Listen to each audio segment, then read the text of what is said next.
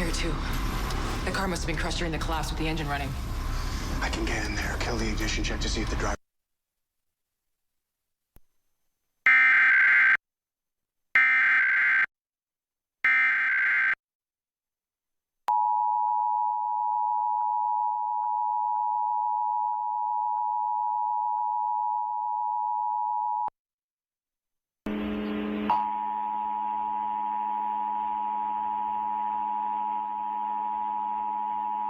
This station is testing the Connecticut statewide emergency alert system, a system that can quickly warn in the event of an emergency is being tested.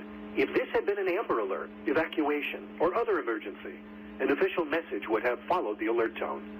This concludes this test. Brought to you by the Connecticut Department of Emergency Services and Public Protection.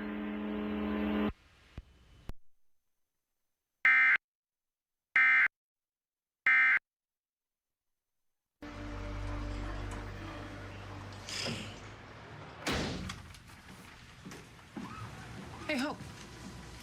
What did HQ say about those oxygen bottles? I called and left a message this morning, but I think I might have the wrong number because the voicemail didn't say anything about